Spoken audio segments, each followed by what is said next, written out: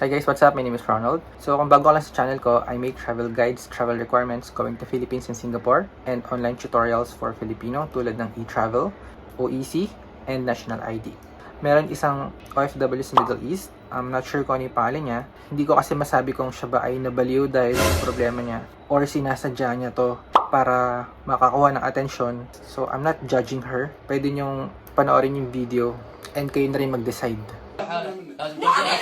لا no دكتور. I am the doctor of all the اوكي doctor. دكتور let's go دكتور. No doctor. لا خلاص اوكي خلاص I'm your mother. خلاص I'm the teacher. خلاص سكر eat I'm the one who died in the state of Kuwait and my house yes is rising from the dead. ايوه اوكي no problem eat استريح خلاص استريح خلاص ساير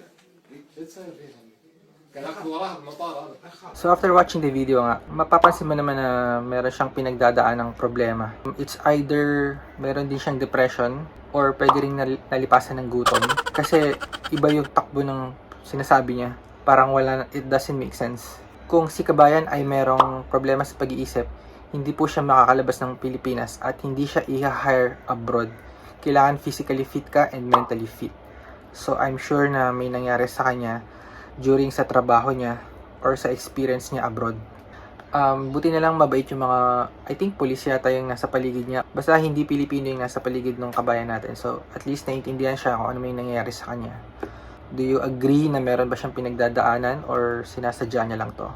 I just hope na maging okay siya. Wala na kasi akong update after ng video na to. So again, sa mga gusto mag-abroad and mga nasa abroad ngayon, lakasan lang talaga ng loob. Kung meron kayong problem, lumapit lang sa Philippine Embassy or Polo Abroad and establish a connection with your family and have a support system. Yun lang guys, maraming salamat. Thanks for watching. Please subscribe kung hindi ka pa nakasubscribe and I will see you in my next video.